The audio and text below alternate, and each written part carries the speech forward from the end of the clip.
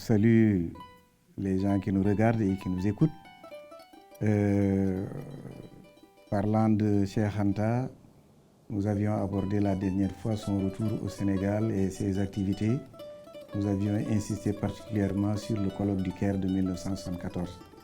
Alors d'autres colloques seront organisés sur les migrations, sur la Libye et feront l'objet de publications dans la rubrique études et documents de l'histoire générale de l'Afrique. Ce sont des documents qui sont très très importants parce qu'ils règlent des points sur lesquels les scientifiques n'étaient pas d'accord et qui font le point. Donc dans ces conditions, vous voyez, Cheikh Anta s'est beaucoup activé pour rétablir ce qu'il appelle la vérité historique. Par exemple, clarifier l'origine de la civilisation égyptienne, clarifier les relations entre l'Égypte et le reste du continent. Parce que pour Cheikh Anta, on ne peut pas comprendre l'unité culturelle de l'Afrique si on ne règle pas de manière satisfaisante la question des migrations. Parce que des migrations ont quitté la vallée du Nil à la chute ou juste avant la chute du pouvoir pharaonique, quand le pouvoir pharaonique s'est affaibli et quand il a fini par tomber. Donc les gens sont partis et ce sont eux qui vont disperser les éléments de la civilisation pharaonique à l'intérieur de l'Afrique. Or, malheureusement, beaucoup de gens veulent créer un rideau de fer entre l'Égypte et le reste de l'Afrique pour éviter de devoir reconnaître cette parenté très profonde entre l'Égypte et l'Afrique. Bon. Mais comme disait l'autre, on n'arrête pas la mer avec ses bras. Cheikh Anta a réussi à démontrer que là aussi, il avait raison. Parce que si on refusait ces migrations, on ne pourrait pas comprendre une bonne partie de l'histoire du continent, l'histoire post-pharaonique.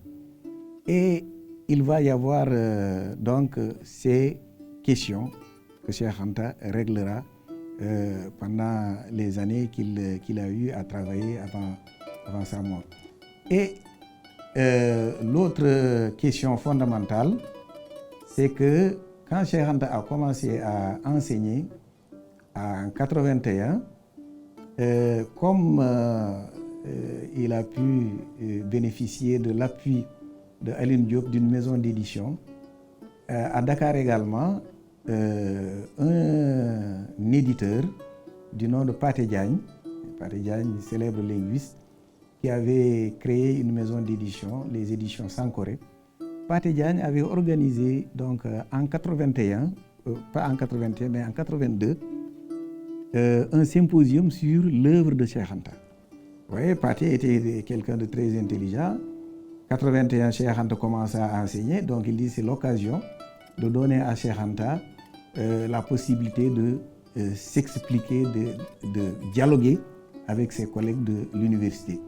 Et il se trouve qu'en 81 également, pendant l'été, l'ouvrage fondamental de Cheikh Anta, Civilisation ou Barbarie, avait été, venait de sortir.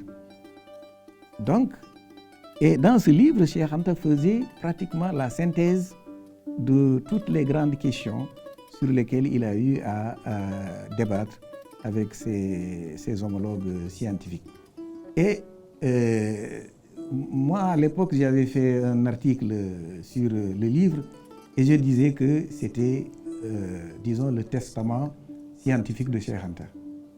Parce qu'effectivement, Cheikh Anta dit dans ce livre, voilà, en 1954, ce que je disais sur telle ou telle question, sur l'origine des anciens Égyptiens, sur l'origine de l'humanité, voilà ce que j'ai dit, sur l'apparition de l'Homo sapiens sapiens, etc. Ben, il dit que voilà, sur toutes ces questions, si nous faisons le point, nous nous rendons compte que la science est allée dans la direction que j'avais indiquée. Parce que, effectivement, on a suffisamment de recul, des recherches ont été faites et qui ont donc montré que sur pratiquement toutes ces questions, Cheikh Anta avait raison. Sur l'origine de l'humanité à partir de l'Afrique, les recherches ont prouvé que, effectivement, Cheikh Anta avait raison et la biologie moléculaire a fini par montrer que tous les hommes étaient plus ou moins reliés à l'Afrique à travers leur gène. Donc, Le Sapiens Sapiens, pareil. Et donc, Cheikh Anta dit, voilà, le berceau de l'humanité, c'est l'Afrique. Et je l'avais dit, à l'époque où je le disais, certains me raillaient, mais aujourd'hui, la science a montré que j'avais raison. L'origine des anciens Égyptiens, l'origine de l'écriture égyptienne, depuis les années, depuis un certain nombre d'années, les dernières fouilles, les fouilles qui ont été faites pour sauver ce qui est sauvable avant, l'arrivée du grand lac Nasser qui allait recouvrir toutes ces zones, la Nubie. Ces recherches-là ont prouvé que l'origine de l'écriture égyptienne, c'était une origine, sud, l'écriture égyptienne, est nilotique et ne vient pas du nord. Donc là, les travaux de l'Allemand Günther Dreher, un archéologue qui a fouillé justement dans la région d'Abydos, Günther Dreher a montré que l'écriture égyptienne était née localement, elle n'est pas venue d'ailleurs. Donc Cheikh Anta dit que là également, les faits m'ont donné raison. Et bon, sur la dispersion des populations à partir de la vallée du Nil, là également, Cheikh Anta dit que, voilà, j'avais postulé des migrations, mais aujourd'hui, ce sont les traditions orales africaines qui confirment cela. Et moi, je suis bien placé pour le dire parce que j'ai écrit un livre intitulé « Les chemins du Nil ».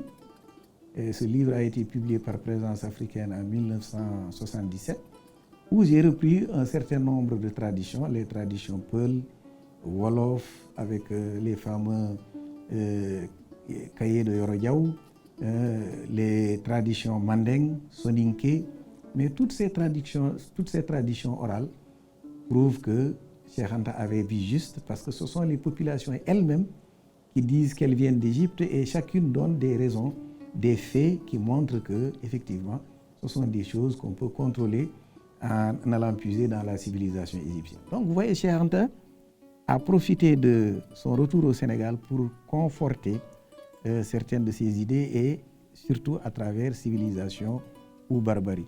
Donc Pathé organise en 82 un symposium sur l'œuvre de Cheikh Anta. Cheikh Anta commence ses enseignements et son livre Testament vient de sortir. Alors Cheikh Anta va se confronter pendant de longues heures aux spécialistes de l'université de Dakar. Alors les historiens, les sociologues, les philosophes, les juristes, les spécialistes de sciences politiques. Mais à tour de rôle, ces gens-là viendront discuter et aborder les différentes facettes des travaux de Cheikh Anta.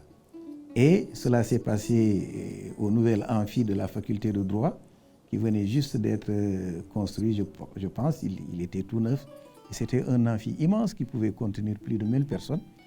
Et les débats commençaient dans la soirée et se terminaient tard dans la nuit. Et Cheikh Anta a pu donc clarifier, défendre, expliquer ses idées et c'était vraiment quelque chose de grandiose. Alors malheureusement, la télévision sénégalaise n'avait pas filmé les choses à l'époque et les enregistrements sonores qui avaient été faits, mais malheureusement ces enregistrements-là, beaucoup d'entre eux ont été perdus et c'est bien dommage. Bon, mais ça a été un grand moment où Cheikh Anta a pu enfin communier avec la communauté universitaire. Et entre donc 81 et 86, vous voyez, Cheikh Anta va profiter de l'occasion également pour s'ouvrir un peu, pour voyager. C'est ainsi que qu'en 85, il va aux États-Unis, il va à Atlanta où il fait des conférences, qui ont frappé beaucoup les esprits, à telle enseigne qu'aujourd'hui encore, il y a une journée consacrée à Cheikh Anta, qui est fêtée annuellement là-bas, à Atlanta. Et Cheikh Anta avait donné un coup de fouet justement aux études américaines. Et les Américains, vous savez, s'il y a quelque chose qu'il faut imiter chez les Américains, c'est leur passion et le fait de mettre des moyens. Et Cheikh Anta était convaincu que les Noirs américains allaient, révolutionner l'égyptologie. Et malheureusement, en 86, la mort a frappé. Mais Cheikh Anta nous disait à son retour qu'il allait justement nous mettre en rapport avec les Noirs américains, tisser des liens pour qu'il y ait une sorte de synergie entre l'Afrique et sa diaspora américaine. Je sais que cela a laissé des traces parce que en 2001, j'ai eu l'occasion d'aller à Chicago, où il y avait justement un activiste, si je peux m'exprimer ainsi, qui était le chef de file de ces Noirs américains-là qui voulaient réécrire l'histoire. Et à l'époque, il voulait réécrire l'histoire de l'humanité. Et j'avais été invité, et il y avait également Théophile Obenga. Et c'est un certain Jacob, je crois que c'est Caruthers ou quelque chose comme ça, qui était à l'origine de cette idée-là. Alors malheureusement, lui aussi, il est parti trop vite et le projet de la réécriture de l'histoire de l'humanité n'a pas pu, aboutir, mais ça fait partie des retombées de la visite de Cheikh Anta en 85, donc aux États-Unis. Bon, Cheikh Anta a voyagé également en Afrique, juste avant sa mort. Vous savez que quelques mois avant sa mort, je crois que c'est au mois de janvier, un mois avant sa mort, il était encore au Niger, au Congo, où il a été accueilli, où il a fait des conférences et il revient et il est mort un mois après. Donc voilà quelqu'un qui a profité de cette situation-là, de cette occasion, du fait qu'il fait partie désormais du corps universitaire pour essayer de développer ses idées, des idées qu'il n'a pas pu justement développer depuis 60. Il aurait souhaité le faire. Alors, Cheikh Anta a enseigné. En 81, pourquoi 81? Parce qu'en 80, Senghor s'en va. Et c'est Abdou Diouf qui prend le pouvoir. Et Abdou Diouf, c'est quelqu'un de particulier parce que quand Cheikh Anta soutenait sa fameuse thèse en 1960, Abdou Diouf était étudiant et Abdou Diouf a assisté à sa soutenance. Bon, c'est lui-même qui me l'a dit parce que Abdou Diouf, je l'ai rencontré à 2 reprises. Bon, disons plutôt qu'il m'a reçu à 2 reprises parce que de l'origine égyptienne des Peuls, on y reviendra. Quand ce livre est sorti, j'étais allé le voir pour lui donner son exemplaire puisque c'est l'État du Sénégal qui l'avait subventionné par le truchement du Fonds d'impulsion à la recherche. Voilà, donc Fonds d'impulsion de la recherche, je pense que ça s'appelait comme ça, qui était logé à l'époque au ministère de l'Éducation nationale. Donc j'avais obtenu une subvention pour couvrir les frais d'édition de ce livre-là. Et voilà pourquoi j'avais sollicité une audience et Abdou Diouf me l'avait accordé. Alors il me dit que le jour de la soutenance, il était dans la salle et qu'ils étaient tous fiers de Cheikh Anta. Et il dit que son admiration, l'admiration qu'il vouait à Cheikh Anta remonte à ces périodes-là. Et on a parlé de la réhabilitation de Cheikh Anta en 71. Il ne faut pas oublier que Abdou Diouf devient Premier ministre en 70. Donc, Abdou Diouf était quelqu'un de plus, disons, sensible aux problèmes de Cheikh Anta. Et sans doute, il a dû jouer auprès de Senghor. Il a dû, parler à Senghor. Bon, Abdou Diouf semblait être quelqu'un de très effacé. Mais je suis presque certain qu'il a été à l'origine justement de cette réhabilitation. En tout cas, il y a contribué. Donc en 81, quand il s'installe, il donne suite aux vœux des universitaires sénégalais qui souhaitaient voir enfin Cheikh Anta enseigner à l'université. Donc il a levé l'interdiction. Alors, vous vous souvenez, on avait dit que Cheikh Anta ne pouvait pas enseigner parce qu'il n'avait pas la bonne mention, c'était des boniments. Pour la bonne et simple raison qu'en 81, on n'a pas fait allusion à sa mention. Donc c'était des arguties. Cheikh Anta commence ses enseignements. Alors, ce sont des étudiants de maîtrise. À l'époque, on n'avait pas encore de troisième cycle. Et j'ai rappelé qui étaient les étudiants. J'ai donné quelques noms. Et Cheikh Anta était très heureux, justement, de pouvoir dialoguer, comment dirais-je, orienter et encadrer. Il était vraiment à l'aise et il ne semblait jamais pressé de terminer son cours. Chaque fois que les étudiants avaient des questions à poser, il y répondait avec beaucoup de compréhension. Comme je l'ai dit, vous savez, les étudiants, ils ont toujours le secret désir de coller leurs enseignants. Et Cheikh Anta l'avait très bien compris, mais il leur démontrait chaque fois qu'ils étaient loin de pouvoir le faire, vraiment, et il étalait toute sa science et les étudiants en sortaient vraiment très contents et ils avaient certainement beaucoup appris. Alors, il a encadré quelqu'un, béninois, du nom de François Corneille Kédovidé. Un béninois donc qui a travaillé sous sa direction sur les Libyens orientaux. Alors malheureusement, Corneille, Cheikh Anta, est décédé avant la fin de la thèse de Corneille. Et moi-même, je l'ai dit, en 82, je m'étais inscrit sous sa direction sur une idée qu'il avait développée et que j'ai voulu approfondir. C'était de savoir d'où venaient les peuples, à quel monde ils appartenaient, pourquoi, est-ce qu'ils étaient des blancs métissés ou des noirs, etc. Qu'est-ce qu'ils partageaient avec les autres noirs, etc. etc. Et donc, je m'étais inscrit sous sa direction et il a conduit mes travaux jusqu'en 86. Et là, malheureusement, il n'a pas pu non plus terminer.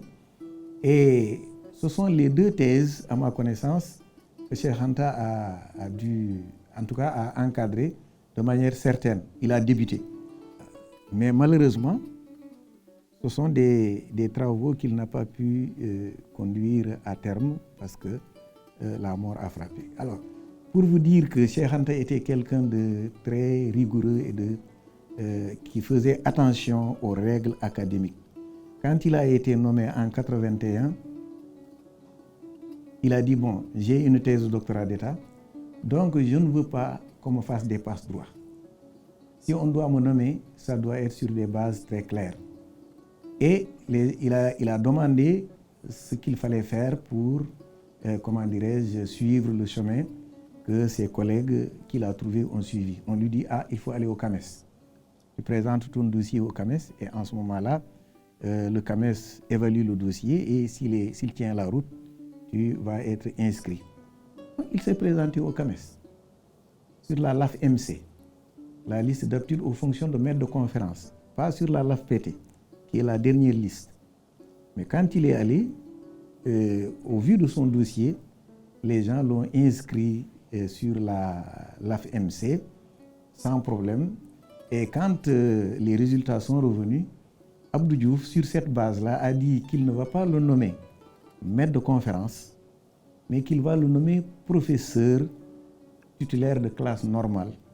Non, il l'a d'abord nommé comme professeur associé, parce que les gens disaient qu'il ne pouvait être nommé que professeur associé, parce que comme le texte encore en vigueur ne permettait pas de le nommer à un autre poste. Donc, on l'a nommé professeur associé. Et ça, je crois que c'est en novembre. Et en décembre, en tout cas, un mois plus tard, on a corrigé, Abdou Diouf a pris un autre décret pour le nommer professeur titulaire de classe normale, 3e échelon. Donc, Cheikh Anta, à partir de ce moment-là, remplissait toutes les conditions académiques pour encadrer des thèses. Parce que pour encadrer une thèse, il faut être au moins maître de conférence. Mais Cheikh Anta, comme je l'ai dit, a été nommé professeur titulaire de classe normale, troisième échelon, c'est le dernier échelon de la classe normale, parce qu'après, il y a la classe exceptionnelle. Et Cheikh Anta devait donc, s'il avait vécu ou survécu, aurait facilement justement terminé la classe exceptionnelle avant d'aller à la retraite. Bon, mais le destin en a décidé autrement. Et en 82, il faut le noter, Cheikh Anta, avec toute la fatigue qu'il avait accumulée, parce que les soirées, comme je l'ai dit, commençaient à 9h ou à 10h et ça allait jusqu'à 2h du matin, et Cheikh Anta était obligé de répondre à tout le monde. C'était fatigant, c'était éprouvant, et cela a eu des conséquences, parce que Cheikh Anta a eu sa première alerte lors du symposium. Elle enseigne qu'on a dû arrêter le symposium pendant quelques semaines avant de le reprendre. Et moi, à l'époque, comme je travaillais sous sa direction, j'avais pris une inscription. Il me dit, oui, je sais que je suis fatigué, je devrais me reposer, mais je ne le ferai pas tant que vous n'aurez pas soutenu. Ah, il me l'a dit. Je sais que je dois me ménager, mais je vous suivrai tant que j'en aurai les moyens physiques, et je ne veux pas vous laisser tomber parce que c'est mon devoir de vous suivre. Alors, il me dit, oui, j'aurais voulu, que Obenga, qui est votre aîné, prenne la relève. Bon, c'est ce que j'aurais souhaité, mais pour le moment, ça ne peut pas encore se faire. Bon, mais c'est ce qui m'aurait permis de me reposer. Mais comme pour le moment, on n'a pas encore réussi à régler ce problème, eh bien donc, je vais continuer à vous encadrer. Alors, donc, effectivement, ça aussi, c'était sa conviction profonde que Obenga, avec qui il a été au colloque du Caire, dont il a préfacé le livre en 1973, Obenga, c'était vraiment le prototype du jeune, enfin, qu'il décrivait, jeune armé de la science jusqu'aux dents. Et il aimait beaucoup Obenga, il le pouvait. Et il aurait souhaité donc qu'Obenga vienne nous encadrer, moi et tous les autres qui seraient là, et que lui, bon, malheureusement, ça n'a pas pu se faire, je ne sais pas pour quelle raison, mais ce qui est constant, c'est que Cheikh Anta est mort au mois de février, et je crois que c'est 8 mois après, Obenga a soutenu sa thèse à Montpellier, sous la direction d'un certain Dufeil, qui est une sorte d'africaniste, donc qui a enseigné au Congo et qui par la suite est retourné en France. Donc Obenga a soutenu sa thèse sous la direction de ce monsieur-là, je crois que ça doit être en octobre 86. Donc voilà la situation, mais je sais que Cheikh Anta, peut-être que Obenga voulait attendre de soutenir sa thèse pour venir, peut-être, je ne sais pas ce qui s'est passé, mais en tout cas, il n'a pas pu, mettre Obenga à sa place avant de partir. Alors, donc, Cheikh Anta est quelqu'un d'extrêmement, modeste, parce qu'il aurait pu, en allant au CAMES, dire que moi, j'ai fait 2 thèses de doctorat d'État, donc je veux qu'on m'inscrive comme professeur titulaire, et voilà, un point, c'est tout. Et les gens l'auraient fait. Mais il a dit non, je fais exactement ce que les autres ont fait. Et voilà l'homme Cheikh Anta. Alors, dans ses écrits, chaque fois, il dit bon, discutons de tout. Voilà ce que j'ai écrit. Si vous avez quelque chose de meilleur, il n'y a pas de problème. Et voilà, moi, je remets tout sur la table et je suis prêt à discuter de tout. Donc, voilà comment Cheikh Anta a vécu jusqu'à sa disparition en 86. Bon, malheureusement, comme vous le constatez, il n'a enseigné, il n'a formé, encadré qu'entre 81 et 86. C'est trop peu, je sais. S'il avait si on l'avait laissé participer à la formation des cadres comme il l'avait souhaité depuis 60, peut-être que cela aurait changé énormément de choses. Je ne dirais pas au Sénégal, mais même en Afrique et ailleurs dans le monde.